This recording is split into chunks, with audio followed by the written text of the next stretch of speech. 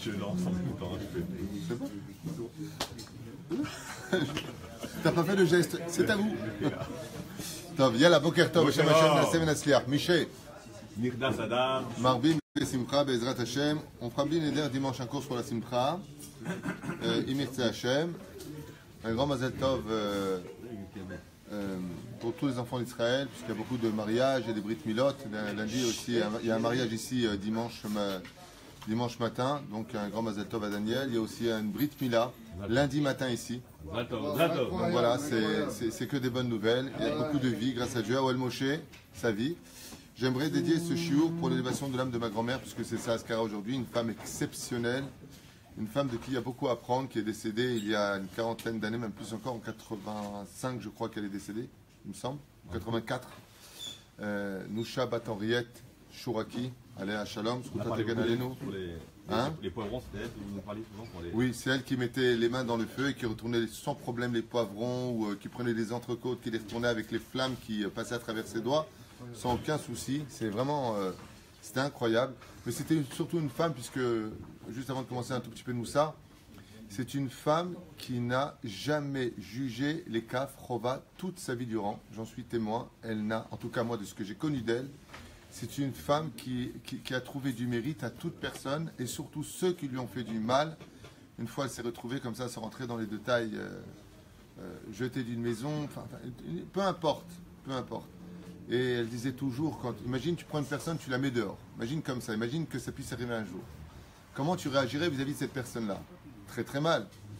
Ma grand-mère, en sortant de cette maison-là, s'en est voulu énormément, a dit mince, je les ai dérangés, je ne me suis pas rendu compte. Je ne sais pas si vous imaginez un petit peu le degré de doucha et d'humilité qu'il y avait chez cette femme extraordinaire qui était ma grand-mère et qui nous a élevés en partie, nommée Nousha, Aléa Shalom, des gens de l'ancienne époque qui avaient un respect, une pudeur, un extraordinaire, mais extraordinaire amour pour le prochain. C'était impressionnant de vivre cela. Et aujourd'hui, c'est ça, Askara. Roi Hashem Tenachana Begana Eden Elion, Bechol Asher Votima, Bechen Hashem Atov, Yitzhak Ben Faivol, Alava Shalom, qui était votre... C'est l'oncle de ma femme. L'oncle de votre femme, Bezrat Hashem, Roi Hashem Tenachana Begana Eden Elion.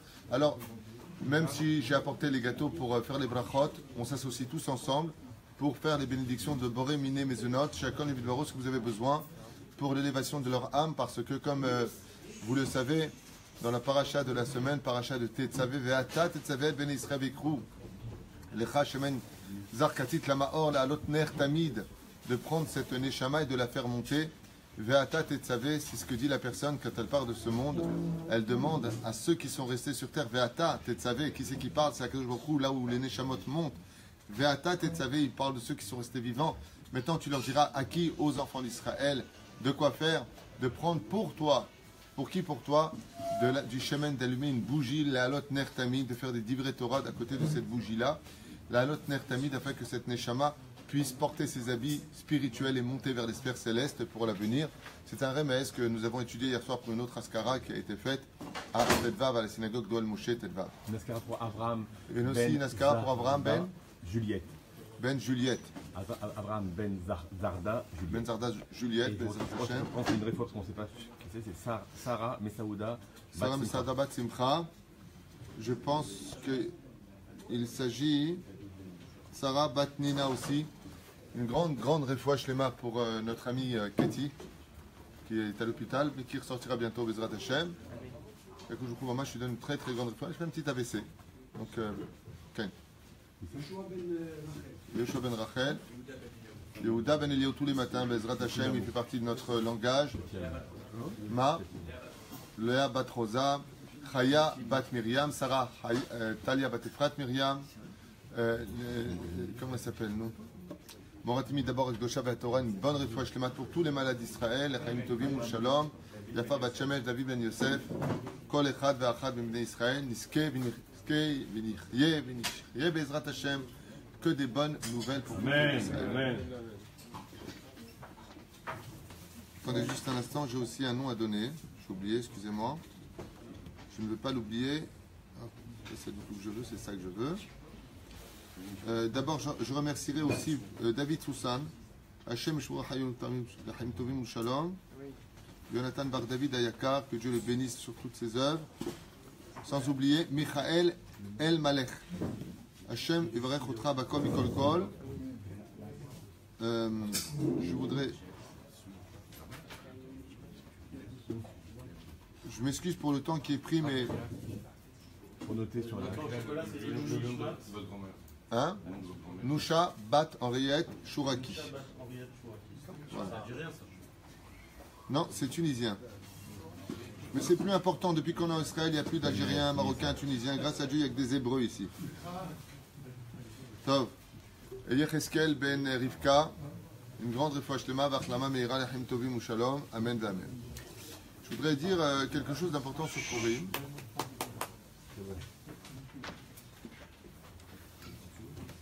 Donc on est obligé de continuer sur le loi de Purim. J'aurais voulu faire sur la paracha de la semaine.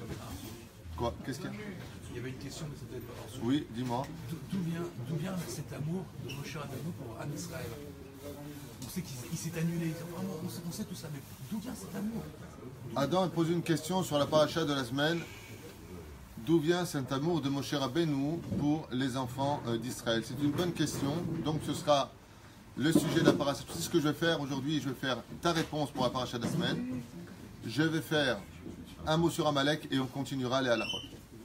Lolo, Lolo.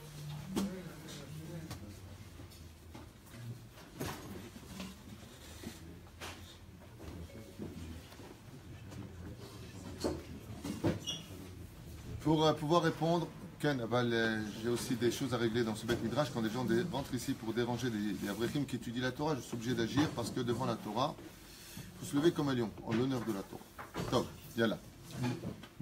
Adam pose une question, il dit comment Moshe il a réussi à travailler son amour pour le peuple d'Israël, puisqu'il dit Mahanina misifrecha asher katafta, efface mon nom de ta Torah que tu as écrit. Vous savez que il y a 12 parachiotes dans le livre de Bereshit, comme je l'ai expliqué hier soir pendant la Skara, et puis nous avons ensuite la 8e paracha du livre de Shemot, donc Shemot, Vaera, Bo, Beshalach, Yitro, Mishpatim, et pour finir, ce qu'on vient de lire, Teruma, et donc la 8e, Tetzavé. Donc 8 et 12 égale 20. Machanina misifrecha, ne lis pas le mot de ton livre, et la Sefer Ka, qui veut dire le 20e livre de la paracha de Tetzavé. Même si on sait qu'il y a d'autres parachiotes où le nom de Moshe, il y en a encore 5 autres, si vous voulez savoir, où le nom de Moshe n'apparaît pas du tout. Donc ce n'est pas que dans cette paracha-là, mais il y a une proximité qu'on avait déjà expliqué dans un ancien shiur, que Moshe Rabbeinu a tellement élevé son âme en sacrifiant sa vie et son nom pour les enfants d'Israël, qu'on n'appelle plus une personne par son nom, mais en lui disant Ve'ata. Alors pourquoi? J'ai peur de faire un cours, et le problème c'est que dès qu'on me met sur une question, je peux démarrer sur des heures et des heures. Alors je ne vais pas faire ça, je vais te répondre al-pisod, pour comprendre très vite. Comment s'appelle notre neshama? Ata. Comment s'appelle notre corps? Il faut lui donner un nom. C'est pour ça qu'il n'existe pas de nom. Jusqu'au jour de la Brit Mila, on coupe le corps de l'enfant pour le rendre shalem, comme ça explique le Rabbi Lubavitch. En Shem Nitan na Adam ela begufo. Il n'y a pas de nom qui est donné à une personne si ce n'est parce qu'il a qu'un corps. Mais une fois qu'il n'a pas de corps, comment il s'appelle? En Sof Baruchu. Nous sommes Chelek Elokam Imal. C'est pour ça que nous disons dans la bénédiction Baruch Ata Hashem. Ce Ata dont on parle, ouais, si vous comprenez bien, le mot Ata s'écrit en hébreu Aleph Taf He. De Aleph jusqu'à Taf, c'est quoi Aleph Taf? C'est tout l'alphabet. He, la lettre d'Hachem. De Aleph jusqu'à Taf se trouve Hachem. Peroucha Davar, du début à la fin de toute création se trouve Hachem. Baruch Ata. C'est pour ça que la kavana du mot Ata, c'est En-Sof. La Neshama, elle est En-Sof. Elle est sans fin. Vekatour al Moshe Rabbeinu, pour justement le récompenser d'avoir sacrifié son nom. Machanina misifrecha, efface mon nom. Dieu va lui donner une darga qui est beaucoup plus élevée, duquel nous dirons Tefila le Moshe Isha Elokim, celui dont le nom maintenant deviendra Ata. Par exemple, quand tu ne connais pas une personne et que tu as besoin de lui, que tu veux l'appeler, tu n'appelles pas cette personne par son corps, parce que tu n'as pas son nom, tu vas l'appeler par son âme. Alors tu dis, c'est là que Ata. Disais Ata, putain, c'est un nouveau nom qu'on va donner à cette personne. En réalité, ce nom du mot Ata s'adresse à la darga la plus élevée de ce monde, qui veut dire sa neshama. Akadosh Baruch Hu medaber yashar im neshama. Et la neshama de Moshe Rabbeinu, pour répondre à ta question, eh bien c'est très simple. Imagine qu'un homme, chas v'shalom, ait une gangrène au doigt. On lui annoncerait, chas v'shalom, la mauvaise nouvelle de lui couper le doigt car la gangrène commence à prendre. Est-ce qu'il dirait, espèce d'enfoiré, je vais te défoncer ta tronche, petit doigt, ah là là, on va te couper, je vais être content, demain ça va être ta fête? Ou est-ce qu'il a les boules? Il dit quoi, je vais perdre un doigt? Comment il réagirait, Adam?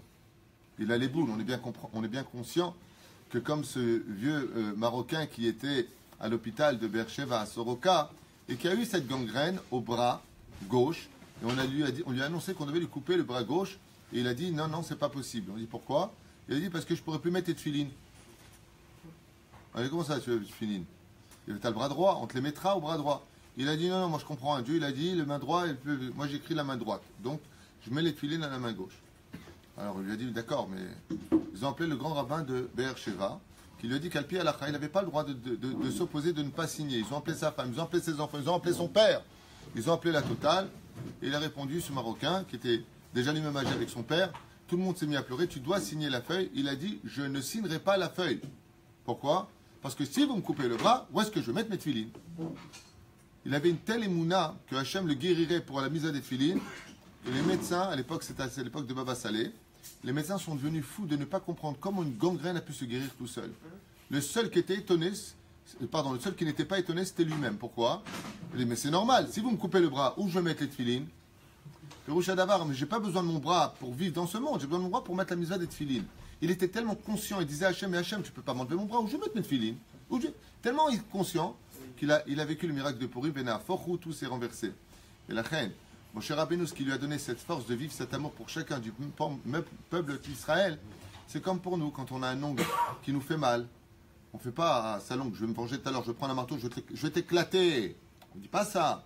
On va soigner son ongle, on va le mettre dans le mercurochrome, on va faire ce qu'il faut, on va soigner chaque membre. Mon cher Rabbeinu, Shakul Keneget Shishim Rebo chez l'Israël, disent les sages. Mon cher Rabbeinu, son âme était empreinte des 600 000 âmes du peuple d'Israël. Ce qui fait qu'à l'image de ce que nous sommes, pourquoi est-ce qu'on a du mal à aimer un autre juif? Pourquoi est-ce qu'on a du mal à juger les kafsroutes? Pourquoi est-ce qu'on a du mal à rester calme avec une personne qui nous ferait du mal? Comme un doigt qui pourrait se coincer dans une porte qui va nous faire du mal à tout le corps. On va être terrifié, on va avoir mal tellement ça nous prend à la tête, tout simplement parce qu'on ne vit pas l'autre comme étant un membre de notre corps. C'est pour cela que tout le Inyan de la Hardout est relié à une seule âme pour un seul corps. Ish echad belev echad. Ish echad, c'est le corps, c'est le nom. Belev echad, c'est ve'ata tetzavé. Quand tu es capable de comprendre que ton cœur, même s'il s'emballe, même s'il a des problèmes, tu feras tout pour le soigner dans son entité absolue, alors tu arriveras à un amour absolu du prochain, comme on vient de le dire. Et c'était le cas de Moshe Rabbeinu alav shalom, qui était conscient que chaque juif faisait partie de son corps et que lui-même faisait partie intégrante de ce corps. Moshe était la tête, le peuple d'Israël était le corps. J'ai jamais vu une tête frapper son corps, à moins que ce soit un fou. Mais la reine Moshe Rabbeinu, quand il s'agit de cela, eh bien, il interviendra et dira Ve'ata tetzavé ben Israël. Pourquoi? Pour récompenser Moshe Rabbeinu, comme l'explique Rabbi Shimon Sofer, alav shalom. Il explique là-bas dans son livre que, en réalité, Hachem a récompensé et n'a pas puni Moshe Rabbeinu de sa misirut nefesh d'avoir donné son nom. Par contre, ce qui est très intéressant, c'est de voir que la responsabilité du veau d'or, pour lequel Moshe Rabbeinu, qui est Mouchar ben Mugdam Batorah, a été capable de dire Machanina misifrecha asher katavta, efface mon nom de ta Torah, comme on le voit dans la paracha de la semaine, eh bien, où le nom de Moshe Rabbeinu n'apparaîtra pas. Pourquoi? Parce que c'est l'âme carrément de Moshe. On sait que l'âme a une éternité en lui qui est brillante et qui est chelek elokam imahal, même si le corps est aussi important que l'âme dans le judaïsme. Même des fois, le corps est souvent plus important que l'âme, selon certaines chitotes d'études. Aval, c'est pour cela que la Torah nous dit vous ferez très attention à vous, meod meod. Pourquoi meod meod? Echad la neshama ve'echad la gouf.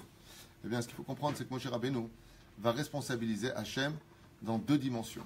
Et je vous l'ai dit tout de suite, tu vois le problème? Pas sauf, je fais la paracha de la semaine et je voulais faire la chod de Purim. Pas bien ce que tu as fait, Adam.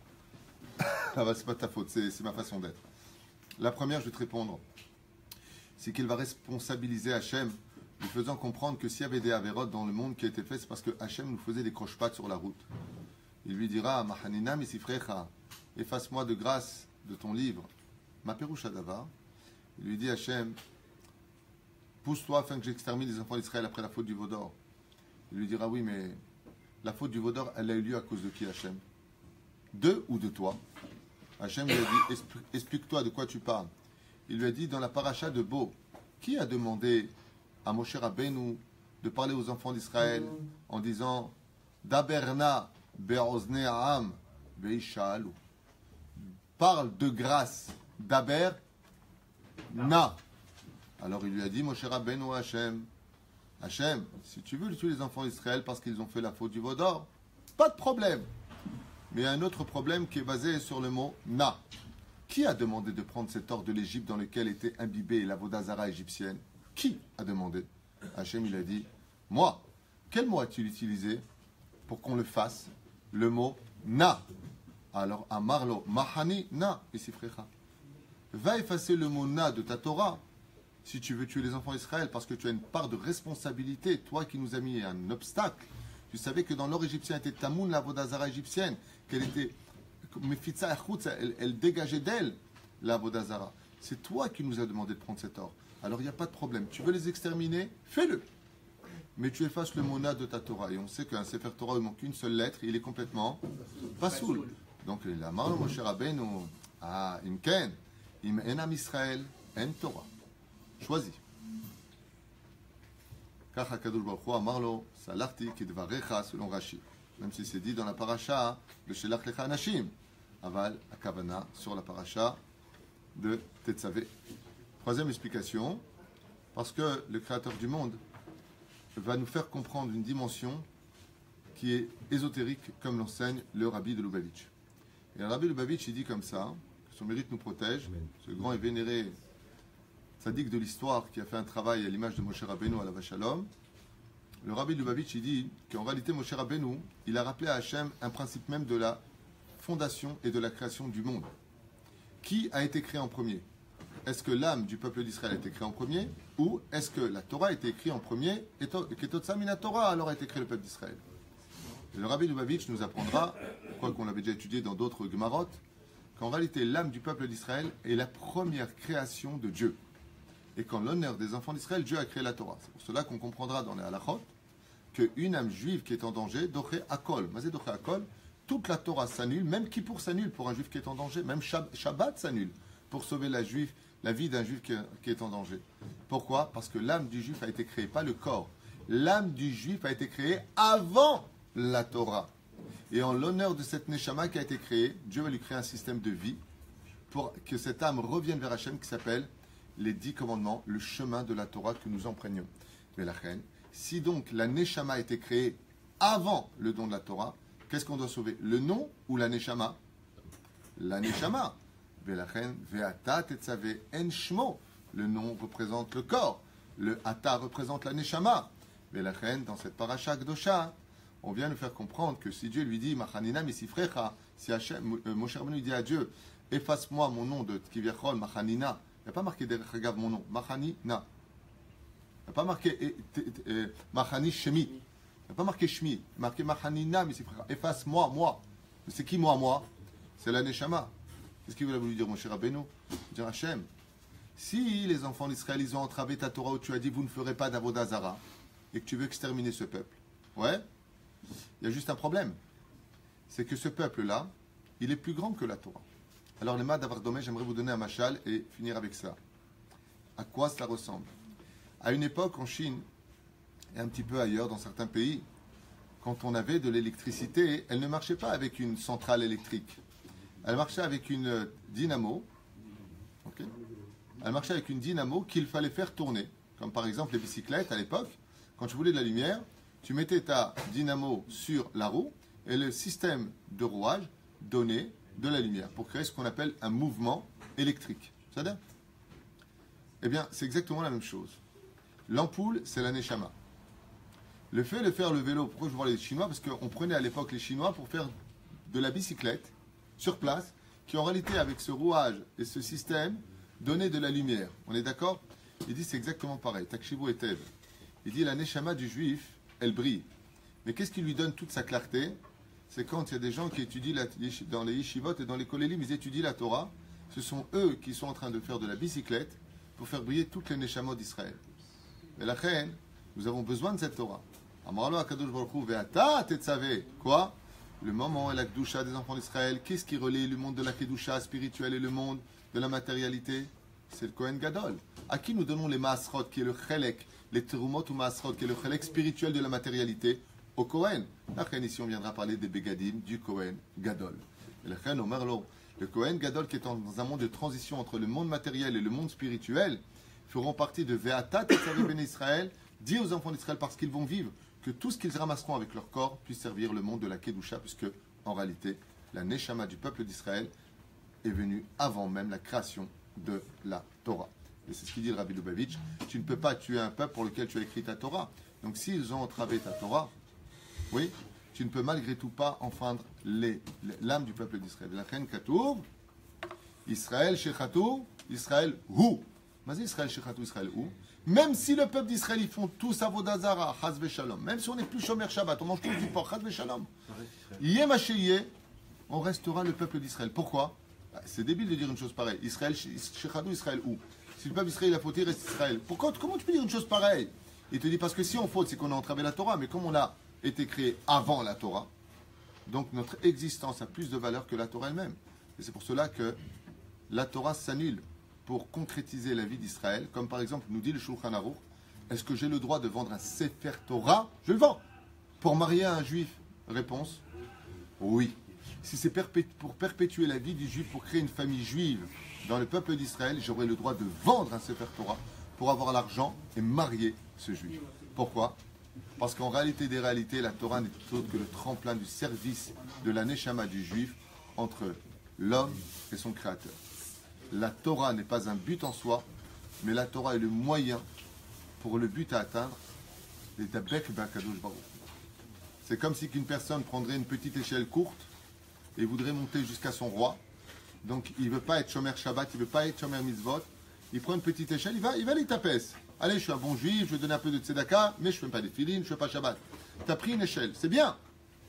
Seulement le seul problème que tu as, c'est que tu ne pourras pas atteindre le Créateur du monde. La Torah est une échelle qui nous permet de rejoindre le Créateur du monde. C'est le chemin le plus rapide qu'un homme pourrait trouver pour l'Eidabek Bakadosh Baruch Hu. C'est-à-dire si on te dit où est Hachem, Torah Mishon Ora'a Le'arot, montrer du doigt, veut dire le mot Torah, la pratique de la Torah et des mitzvot n'est que le moyen de pouvoir retrouver Hachem. La preuve en est, une fois que l'on meurt, on ne pratique plus les mitzvot. Si elles sont éternelles, pourquoi ne pas les faire après la mort, puisque ça continue dans l'éternité? Non, parce qu'elle n'était que le moyen d'y accéder. C'est ce que voulait lui dire Moshe Rabbeinu al-Mashiach. À propos d'Amalek, on fait la halakha direct, il est déjà tard, je ne sais pas. Il y a une dame, elle a dit, si vous pouvez continuer, c'est trop beau. Ah. Sophie Toliano, continuez s'il vous plaît, c'est trop beau. Attends, mais c'était pas le cours d'aujourd'hui, Sophie, c'était juste pour répondre à la question d'Adam, qui à chaque fois il vient ici, il nous met des bâtons dans les roues. Nous, on veut faire rouler la bicyclette. Ah bah. Bien cher Cohen, le responsable, d'ailleurs, si vous êtes content des films qui sont faits, c'est essentiellement dû à Adam, à Shlomo à l'époque et aujourd'hui à Asher Cohen, Bezrat Hashem et les autres. Aussi Isra Cohen, Baruch Hashem, on a eu à l'époque Fitoussi aussi qui courait pour filmer. Voilà, c'est eux qui ont pris cette initiative. Et bien entendu, à la base, c'est Jérôme Sanigou qui m'a poussé absolument à filmer mes cours. Ça fait plus de 20 ans, 22 ans que j'enseigne, que je fais des séminaires, c'est pas depuis hier. Et Baruch Hashem, Ishtabar Vital Shmolahad, aujourd'hui vous êtes très nombreux puisque ma femme a annoncé il y a 2 jours qu'il y a plus de 202 pays qui regardent aujourd'hui les cours. 202 pays qui regardent les shiurim, grâce à Dieu. Hein? Il y a beaucoup de pays arabes qui regardent aussi les cours. Je ne sais pas si c'est pas pour jouer aux fléchettes, hein, je ne sais pas. Mais en tout cas, il y a beaucoup de gens qui m'écrivent et vraiment ça vient de beaucoup de pays, beaucoup de religions, beaucoup de non-juifs aussi qui regardent les cours. Grâce à Dieu, nous avons une Torah d'amour, mais une Torah de vérité ici. On travaille ni pour l'argent, ni pour le kavod, ni pour les honneurs, on travaille pour la Torah. Qu'est-ce que tu as, Maurice? C'est traduit en simultané. Asher Cohen nous demande, donc Sophie, écoutez, il y a une suite, mais on va quitter un petit peu parce que nous sommes dans la paracha de Shabbat Zachor. Et Shabbat Zachor nous parlera de quelque chose qui demande réflexion, comme l'enseigne le Rav Yonah Metzger, que Dieu lui donne une grande santé, L'Haim Tovim Shalom. Vous avez remarqué que dans 2 parachiotes, dans la Torah, nous parlons du souvenir d'Amalek, d'effacer son souvenir. Le premier dans la paracha de Béchalach à la fin, et dans le deuxième dans la paracha de Kitetse la Milchama al Oivecha. Donc 2 fois, d'un côté, on nous demande d'effacer le souvenir d'Amalek et de sortir en guerre, et de l'autre côté, on dit Macho Emche et Zecher Amalek, et de l'autre côté, on nous dit que c'est Hachem qui viendra effacer le souvenir d'Amalek. Donc il y a encore une question pertinente qui se pose. Eric Amouyal, c'est ça ton nom, d'accord? Je t'avais tellement longtemps que je t'ai pas vu que j'ai oublié ton nom. On a le plaisir de te revoir à la synagogue Bezrat Hachem. Shabbat dernier, j'ai fait cours, je t'ai cherché, je t'ai pas trouvé. Alors j'ai chanté, reviens-moi, je t'en supplie. C'était en France. Alors qu'on a le plaisir de te revoir, Tzadik. Tu étais en France. Donc tu parles arabe maintenant. Vous savez quelle est la deuxième langue en France? Le français. Bah oui, la première c'est l'arabe. Donc c'est une blague, c'est pas grave, c'est pas important. Yitzhak Cohen, Katoub d'un côté, sort en guerre contre Amalek, Midor, dort, et de l'autre côté, c'est marqué Amcho Emche et Zecher Amalek, tu effaceras le souvenir d'Amalek, mais qui le dit Amcho Emche, c'est moi qui viendrai effacer Amalek. La question, c'est dans ce cas-là, pourquoi d'un côté Dieu nous demande de sortir en guerre contre Amalek, et de l'autre côté, Hachem nous annonce que c'est lui qui va effacer le souvenir d'Amalek. Il y a certains qui expliquent et qui disent qu'aujourd'hui, personne ne sait qui est Amalek. Personne. Amalek, de la descendance de Amalek lui-même, fils de Timna et de Eliphaz, Eliphaz étant le fils de Esav, ce peuple-là, qui existait vraiment en tant que peuple, comme dans la paracha de Béchalach, nous l'avons constaté, ou dans la paracha de qui était Tzalam Milchama, et encore à l'époque du roi David, eh bien, était un peuple, réellement un peuple. Mais cette idéologie de haine gratuite contre le peuple d'Israël s'est répandue à travers les autres pays, puisque Amalek s'est mélangé aux autres nations et a instauré cette haine du juif qu'on appelle la haine du juif sans raison. Comme par exemple à l'époque de Ahmadinejad, il y avait une haine chez lui où toutes les finances, toutes les taxes du pays étaient concentrées pour la fabrication d'une bombe atomique qui devait exploser sur Israël, Chaz v'Shalom, qu'elle explose sur sa tronche à lui. Velachen Ahmadinejad, Imar Shemo Vezichro, Shem Reshaim Irkav, eh bien, lui, ce grand rachat, il est certain qu'il fait partie, selon d'autres poskim, d'Amalek. Pourquoi? Qui est Amalek? Selon une grande partie des commentateurs, vous êtes très nombreux ce matin, Baruch Hashem, et si je pouvais garder juste le silence, ce serait aussi sympa. Eh bien, tous les tyrans, tous les gens qui veulent notre extermination, sont Amalek. Par exemple, nous sommes dans une situation où il y a eu des nations comme l'Allemagne, à l'époque de la Deuxième Guerre mondiale, alors que le peuple d'Israël n'a jamais rien fait à personne. Je le rappelle, pour ceux qui ne sont pas au courant de qui est notre peuple, je vous défie de trouver un seul site, une seule preuve, aussi bien aujourd'hui en 2018 de l'ère vulgaire en Israël, où vous êtes tout simplement, pour ceux qui sont en France et ailleurs, arnaqués par les médias qui sont antisémites et pro-arabes, et pas de problème de le dire, puisque c'est un journaliste arabe lui-même qui nous l'a dit, que les textes étaient faits et que tout ce qui était archivé sur la vérité était automatiquement effacé et qu'on ne mettait que les photos, voire plus que cela encore, je l'ai vu de mes propres yeux à une époque alors que je m'étais trompé de route, avec parasol, caméra, projecteur, sur des mises en scène des Palestiniens qui souffraient de la souffrance des Israélites, alors que c'était un acteur arabe qui prenait le rôle du soldat, ou encore pire, sur Internet, quand ils ont montré pendant le Souketan, ils ont montré des photos d'enfants sur Internet, alors que ces enfants qui ont été montrés sur Internet étaient des photos qui ont été prises d'enfants en Syrie massacrés par Daesh. Il faudrait peut-être juste remettre un peu les choses, mais ce n'est pas important. Que celui qui veut nous nourrir, la vérité sortira très très très rapidement. On est proche de la Géoula, vous allez tomber de haut. À Val Israël, en Tunisie, au Maroc, en Algérie par exemple, on n'a jamais archivé, jamais entendu que les Juifs aient fait des manifestations, lancé des pierres contre la police ou fait quoi que ce soit de mal. Par contre, ce qu'on sait que là où sont arrivés les Juifs, les pays se sont enrichis. Le jour où ils sont partis, eh bien non seulement on ne les a pas pris, on ne les a pas laissés prendre leur argent, leur vendre leur maison, on ne leur a pas laissé, que ce soit en Algérie ou en Tunisie. On ne les a pas laissés. Mais les pays après se sont appauvris et sont tombés. Ça par contre c'est une constatation que là où vient le Juif, vient la bénédiction. On ne peut pas en dire autant des autres. Mais la reine, ce n'est pas un parti pris, ce n'est pas jugé, c'est un état de fait. Mais la reine, Amalek, et marche Shemov Zichro. D'un côté, on doit sortir en guerre. C'est une guerre de mitzvah et pas de reshoot. C'est une mitzvah de sortir en guerre. Et de l'autre côté, Dieu lui dit, non, Amcho Echev Zecher Amalek, c'est moi qui m'en occupe. Lama. Si vous vous rappelez bien ce que dit la Gemara dans Masechet Sanhedrin, la Marav Shmuel, quand il a vu Esav venir avec ses 400 soldats, Arba Me'ot, Chayalim, Mizouyanim, il y a marqué Ra'oto ke Chassid, Vera'oto ke Racha. Amalek, il a deux façons d'apparaître dans l'histoire. Ou il vient en tant que ami, ou il vient en tant que Racha. Amalek sait se déguiser. Amalek, pour approcher, il sait comment faire.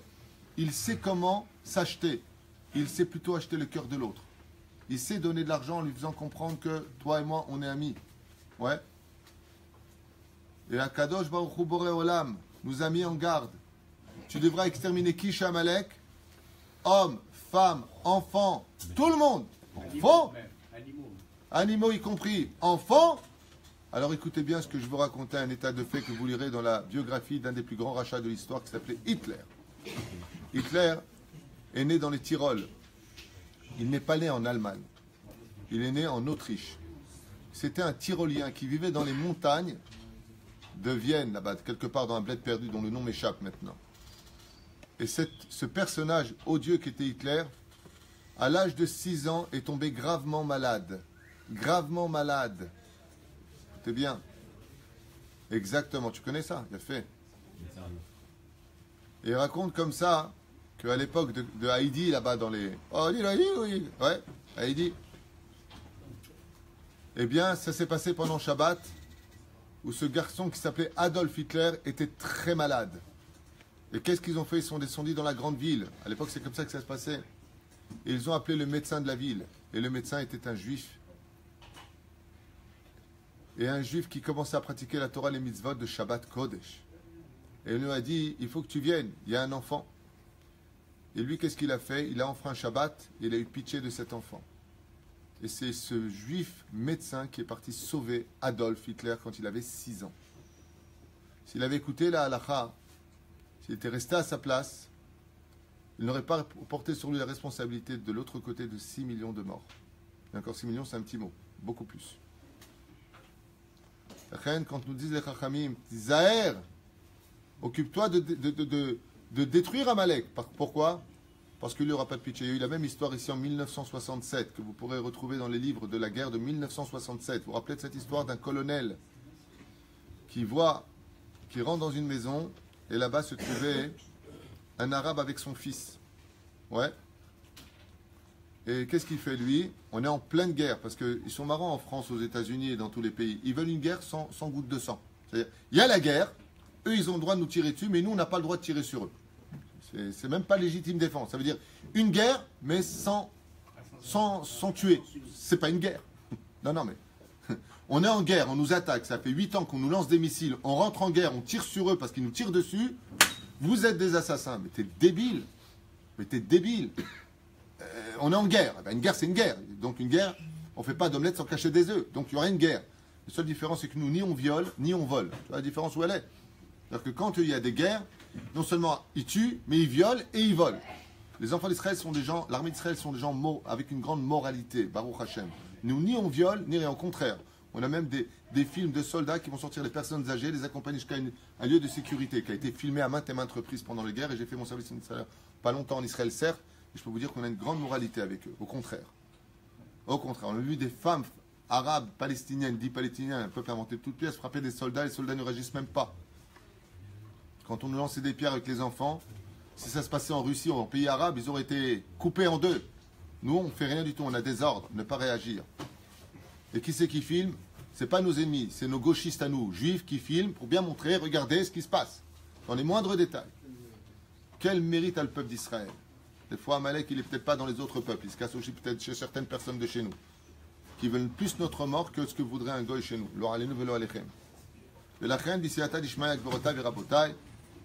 Des fois, Amalek, quand il vient en tant qu'ennemi, quand il vient en tant qu'oyen, veoyev, alors tu sais qui il est. Quand tu vois des hommes comme Korach, comme, comment il s'appelle, pas Korach, Balak, qui montre sa haine du juif, alors tu sais qui il est. Quand tu vois des gens comme Amalek, alors tu sais qui il est. Quand tu vois des gens comme Aman, qui ne cache pas sa haine du juif, alors tu sais qui il est. Quand tu vois des gens comme Hitler et Marshemon Vezechro, alors tu sais qui il est. C'est une misva pour toi de sortir en guerre contre lui. Parce que tu sais maintenant que c'est lui. Mais quand Aman se déguise en ami, quand il se déguise en chassid, alors là par contre tu es piégé. Et la reine Katou, d'un côté, tu sortiras en guerre, qui était Tzelah Milchama, et ça finit par demander la guerre contre Amalek. Alors c'est à toi de sortir. Et quand Amalek se déguise en ami, et que tu n'as pas vu que c'était Amalek, Dieu il dit ne t'inquiète pas, moi aussi je prends la misva de Amcho Emche et Zecher Amalek, je viendrai moi-même effacer le souvenir de Amalek. C'est Peroucha Davar. La reine mitzad echad katuv kacha, mitzad sheni katuv kacha. Quand tu ne sais pas qui est Amalek, dit Hachem, c'est moi qui m'en occuperai. Mais il y a une chose par contre qu'un homme il doit savoir, c'est que tout celui qui est merahem ala arzarim, sofo litarzer ala rahmanim, tout celui qui a de la pitié pour des gens qui sont remplis de cruauté, ouais, qu'il sache qu'il aura de la cruauté pour tous ceux qui ont eu de la pitié. D'où est-ce qu'on apprend ça et de qui on apprend ça? De Shaoul Ameler, qui n'a pas voulu tuer Agag, roi des Amalécites à l'époque. Il n'a pas voulu tuer. Eh ben, pourquoi tu veux que je le tue?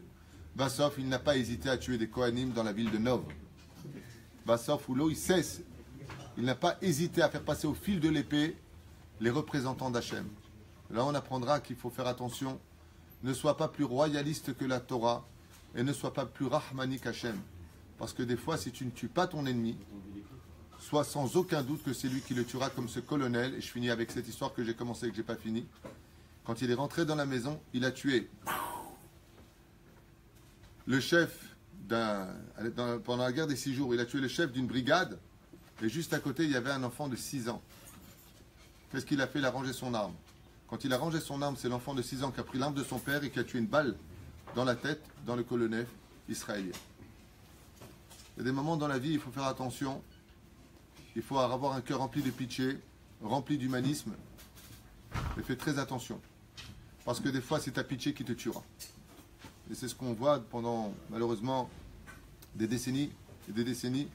Pourquoi aujourd'hui, un pays comme dirigé par Poutine, il tient encore? Là-bas, essaie de filmer une scène. Poutine, il a compris une chose. Je l'apprécie pas spécialement, mais il a compris une chose, cet homme. Une chose. C'est que la démocratie ne peut exister qu'à une condition où l'anarchie ne vient pas s'installer. Et donc lui, quand il sent des émeutes qui commencent à prendre trop d'ampleur et mettre en danger le pays, ben, il interdit aux gens de filmer. Parce qu'on ne peut pas faire d'omelette sans casser des œufs. Les résultats des courses, ça tient. Économiquement, ça tient très fort. Aujourd'hui, la Russie est un pays très puissant. Ça tient très bien au niveau du régime, ça tient très bien au niveau de tout. C'est vrai que c'est dictatural, ce n'est pas notre politique de vie. Mais il est évident que s'il n'y a pas de loi, s'il n'y a pas de... Comment ça s'appelle? D'encadrement, alors tu débordes ta peinture au-dessus et au-delà de toute toile. Résultat des courses, tu ne veux plus rien dire dans la vie. Tout donner, c'est tout perdre. Et tout accepter, c'est refuser ses convictions et le droit à l'existence. Le monde ne peut pas vivre sans loi et le monde ne peut pas vivre dans la dictature. Il faut le centre, le milieu des choses pour pouvoir accéder à tout cela, comme dans l'éducation, comme dans le travail, comme dans la vie et comme pour soi-même. Voilà, c'était juste une parenthèse sur Amalek, qu'Amalek existe de 2 façons. Même de plusieurs façons, parce qu'il y a le Amalek extérieur, le Amalek intérieur, mais il y a aussi le Amalek qui existe, comme je viens de vous le dire. Je voudrais vous raconter une histoire. Yehuda, sans te commenter, Rabbi Yehuda Yakar, est-ce que tu peux m'apporter le sac qui est derrière toi? À propos de... parce qu'il est déjà 9h. Donc merci Adam et merci... oui, comment?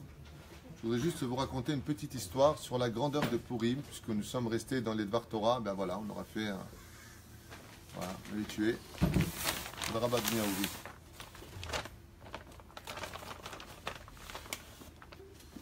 Je ne me rappelle plus de la cause et de la raison, mais c'est vraiment quelque chose de très beau à vous raconter. Une très belle histoire que vous pourrez raconter Shabbat Kodesh.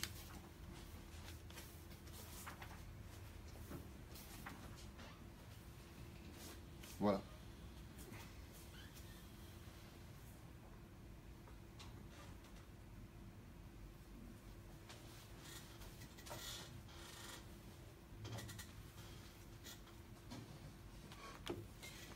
On raconte comme ça. Où est-ce que c'est l'histoire? Ah, c'est là, ça y est, j'ai trouvé. Magnifique histoire, j'avais noté ici. Je prends des petites notes sur mes livres. À propos de la fête de Purim, pour vous donner la dimension extraordinaire de cette fête. Écoutez bien. Le Baal Chidushei Harim explique comme ça dans son Sefer sur Purim Maaseh Echad, raconte une histoire. Pam Echad, Nasa Yehudi Echad Edarko, Veimo Chamesh Me'od Dinarei Zahav.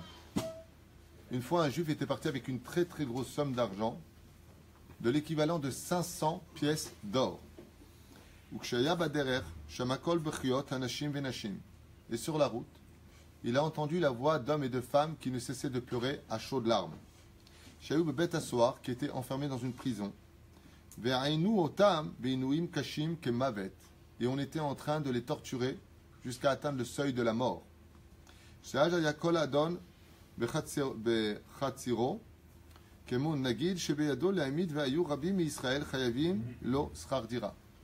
Et étant donné que les maîtres à l'époque, comment on dit, les ducs, les barons, comment on s'appelle, les nobles, merci pour le mot employé, les nobles avaient droit de pouvoir sur la vie des autres à cette époque, eh bien, ces juifs-là avaient été enfermés et massacrés d'une certaine façon parce qu'ils n'ont pas réussi à payer leur salaire, les locations de ce dvir. On dit en hébreu dvir, ça veut dire ce noble, c'est-à-dire ce riche. Donc, qu'est-ce qu'ils faisaient? Il leur a dit, puisque vous ne m'avez pas payé plusieurs mois de loyer, il les mettait en prison et avait libre choix, libre liberté, ou plutôt liberté, parce que libre liberté, ça veut dire. Donc il avait liberté sur eux de faire ce qu'ils voulaient d'eux. Puisque vous ne m'avez pas payé, je vais jouer avec vos corps, et jouer aux chirurgiens, et jouer à ce qu'ils voulaient. Que Dieu nous protège. Veina otam binuim kashim vemarim ad meod, et il ne cessait de les torturer, ces hurlements n'ont pas laissé ce juif qui passait, bien entendu, indifférent. Son cœur s'est rempli de pitié, il les regardait de loin dans la prison à travers les barreaux de la fenêtre. Il est parti voir le dvir, il lui a dit, au lieu de les faire souffrir, pourquoi ne pas régler la dette? Il a répondu, parce qu'ils n'ont pas d'argent, donc j'ai liberté sur leur corps. Puisqu'ils ne peuvent pas me payer, je vais les faire mourir dans la souffrance. Et le juif a répondu, alors qu'il devait utiliser cet argent pour faire une très très très grosse affaire, 500 dinars en or, ce qui est énorme. Il a répondu à ce moment-là, dites-moi combien ils vous doivent. Tous, je réglerai leurs dettes, et ainsi donc vous pourrez tous les libérer et arrêter de les faire souffrir. La car kol asach, asher imo, upada bekesef azeh, kol ashvuim. Il lui a dit, est-ce que tu penses posséder sur toi une telle somme? Il lui a dit, donnez-moi votre somme. Il lui a répondu, la globalité de tous les gens que tu vois ici, sur tous les mois qu'ils ne m'ont pas payé, s'approche des 500 dinars d'or. Est-ce que tu aurais une telle somme? Il va dans sa charrette, sort sa caisse et lui dit, voici 500 dinars en or, libérez-les tous. Et ainsi fut fait. Il les libéra et tout le monde rentra chez eux. Au moment où cet homme, écoutez bien cette histoire comme elle est belle, donna cette caisse en or à ce dvir, à ce gouverneur, si vous voulez, il y a eu un tremblement comme jamais on l'aurait entendu dans le ciel, jusqu'au trône divin. Le trône divin, bon c'est une image bien entendu, Ra'ash gadol me'od bashamayim mi godel ma'aseu shelaish. L'action de cet homme-là qui a été prêt à renoncer à toute sa fortune, pour sauver des juifs qui étaient en danger de mort, ça s'appelle Pidyon Shivuim, qui est la plus grande tzedaka. Sauver un juif de sa situation, ça s'appelle Pidyon Shivuim, vezeshavé milliard. ויצא הפסק בבית דין, הפסק בבית דין של מעלה, שכל מה שיגזור האיש הזה, כן יקום ויהיה. Quel חידוש extraordinaire. Dieu a réuni le Beit Din, le Sanhedrin dans le ciel, et il leur a dit, regardez l'action de cet homme qui a été prêt à vendre tout ce qu'il avait pour sauver la vie de quelques juifs. Le Beit Din dans le ciel a fait une xéra et a dit, jusqu'à la fin de sa vie, tout ce qu'il sortira de sa bouche, tout ce qu'il demandera se réalisera. On ne parle pas d'un rabbin, on ne parle pas d'un tzaddik, on parle d'un homme simple qui avait compris que la valeur d'un juif valait tout l'or du monde. Le Beddin dans le ciel a déclaré automatiquement tout ce que dira cet homme, tout celui qui bénira, il dira par exemple, ah j'aurais bien voulu acheter cette maison, il l'aura le jour même. Ah je voudrais bien, tout ce que tu diras, tu l'auras. Regardez combien vaut la vie des juifs dans le ciel. Écoutez la suite, c'est encore plus beau. Tout ça c'est pour expliquer Purim. Seulement, comme le créateur du monde, Oulam, Chacheshou, les tzadikim se sont levés dans le ciel et ils ont dit, hé, Hachem, c'est à double tranchant. Shema yirtze lichiot lechayot metim. Il dit, mais alors si maintenant cet homme-là, il a un tel pouvoir, c'est un problème. Parce qu'imaginez demain qu'il aille au cimetière et qu'il voit une veuve qui pleure son mari. Je ne peux pas vivre sans toi, mon mari. Il dit, aïe, allez, vaille, il ne serait pas mort, ça n'aurait pas été mieux. Et là, lui, il se relève de la mort. Il dit, il risquerait de faire triatamétim. Il risquerait de faire des choses qui seraient anti-loi dans le ciel, dans le sens où tout a été créé selon la nature des choses. Il y a un roulement dans la nature. Il pourrait même demander demain le Mashiach. Est-ce le temps? Et le Créateur du monde a dit, vous avez raison. Alors agissez. Écoutez bien comme c'est beau maintenant. Kéfi Apsak, qu'est-ce qu'ils ont fait? Ils ont dit d'accord, on va lui donner le pouvoir de la parole, que tout ce qu'il demandera, il aura. Seulement, chez Kol Kashotavit Malou, on restera dans le psak, seulement afin d'éviter qu'il demande des choses qui soient contre nature. Gazrou alav gamken sheye shatian. On va mettre en lui un virus qui est, je ne pourrai pas, il est addict à l'alcool, je ne pourrai pas me passer d'alcool. Et dans le ciel, Gazro Alav, qui sera constamment, et toute sa vie jusqu'à la fin de son dernier souffle, shikor. Pourquoi? Parce qu'un shikor, il n'a pas toute sa tête. Il dit, il est mort, il est mort. Un jour, il y a Triatametim, il se relèvera là-bas. Il n'a pas sa tête. Il dit, Velekach haya rov azmanim shikor. Et cet homme-là était la majeure partie du temps saoul. Velo haya yachol asot klum. Et sauf, il n'a pas pu faire grand-chose avec ce pouvoir qui lui a été donné du ciel pour ce grand geste d'avoir donné pour sauver la vie des Juifs. Explique maintenant le Chidush Harib, un Chidush nifla. Et il dit comme ça, écoutez bien. Ukemochen bepurim, yesh kolkach et ratson. Il faut savoir, dit le Chidush Harib, le jour de Purim, il y a une telle volonté de faire la volonté des Juifs sur terre ce jour-là, tout comme nous faisons Mishloach Manot, Matanot Laivyonim. Nous sommes tous des pauvres. Et nous sommes tous un petit peu, nous, l'obécédère avec Hachem, parce qu'on ne fait pas Torah Mitzvot, dit le Chidush Harim, pas comme il le faudrait. Donc Hachem aussi doit accomplir la Mitzvah de Mishloach Manot ou Matanot Laivyonim. Comment est-ce qu'Hachem il le fait? Il dit, le jour de Purim, le Créateur du monde, il s'approche du cœur de chaque Juif. Et il lui dit, et toi, qu'est-ce que tu voudrais? Pourquoi?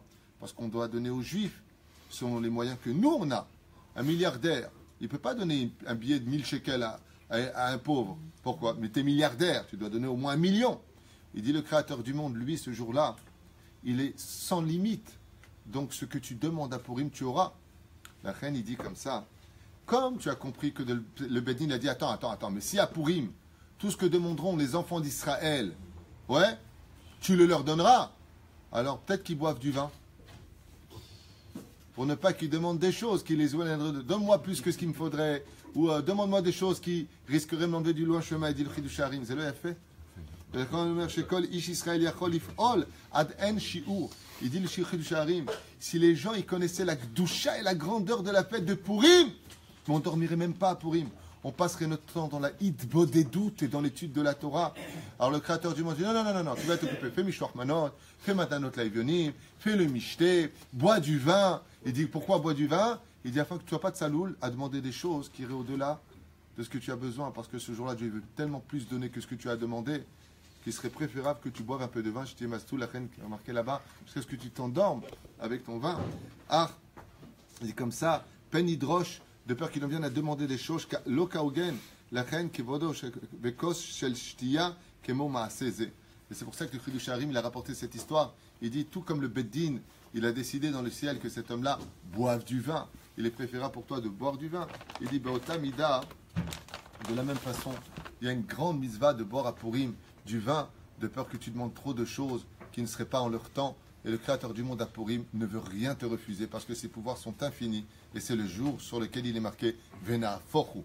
Tout ce que tu as vécu. Par exemple, tu es une femme de 40 ans, tu n'es toujours pas mariée. Le jour de Purim, demande. Tu n'as pas d'argent, tu t'en sors pas. Demande. Tu voudrais, Bezrat Hashem, que ça s'arrange avec la famille. Demande ce jour-là. Blissov. Pourquoi? Parce que c'est le jour où c'est à toi de dévoiler Hashem. Parce qu'Hachem est juste à côté de toi, dans le début, dans le milieu ou dans la fin de chaque verset. Le Créateur du monde se cache dans les initiales, se cache dans les mots de la Megillah de Purim. Il te suffit simplement de la demander, de la lire. Et on a vu. Alors demande aux enfants d'Israël, Shiatsumo alai shloshet yamim, qu'ils demandent aux enfants qu'ils jeûnent pour moi. Et quand elle est venue vers le roi, Ahashverosh, qu'est-ce qui a marqué là-bas? Miad oshit et charvit ameler, il lui a tendu le sceptre du roi. Pourquoi? Pour qu'elle le touche. Pour dire que le jour de Purim, c'est le jour où le Créateur du monde nous donne le sceptre avec lequel le roi ordonne tous ses ordres. Et c'est une grandeur, une kedusha, une valeur inestimable d'être habillé convenablement à Purim. Vous vous déguisez, vous pouvez vous déguiser. Mais ne soyez pas des gens qui prenaient ce jour pour un carnaval. Ce serait une très, très grave erreur. Ce serait pire qu'un homme à qui on donnerait les numéros de loto pour une année entière. On lui dit voilà, voici les numéros qui sortiront toute l'année. Et tu prends ça et qu'est-ce que tu fais avec? Tu le déchires et tu le jettes à la poubelle. Le jour de Purim, c'est le jour où on te donne pour toute l'année Vena Fochu. Mazé Vena Fochu Hadar, c'est le jour de la Kedusha. C'est le jour de Mishinich Nasadar, Marbim Besimcha. Tu peux avoir beaucoup de joie dans ta vie si tu sais profiter de chaque seconde de la fête de Purim en dansant, en faisant le shalom avec tout le monde, en apportant Mishloach Manot, Bezrat Hashem, qui est le Shlom Bayit à la maison, qui est la Kedusha à la maison, et de dire tu sais pourquoi aujourd'hui je suis tellement heureux? Pourquoi? Parce que je parle avec Hashem et tu verras que toute notre situation, Bémet, elle peut changer. Si tu as des problèmes pour des problèmes de Shlom Bayit pour l'argent, alors t'es Bakash mi Hashem. Tu dis Hashem, aujourd'hui c'est Purim. Je bois un peu de vin. Dieu dit, bois du vin. Bois. Je te rousse. Mais si Bezrat Hashem, la Gil Torah la dira, on n'aura pas fait d'alachot, on se reverra à Blineder dimanche matin pour l'alachot de Purim et nous préparer à cela. Vous avez eu Paracha, vous avez eu Amalek, Imarshemo, Vezichlo, et vous avez eu sur Purim. Voilà. Hazak Waro. Ah ouais, c'est incroyable. On a même eu les pains au chocolat.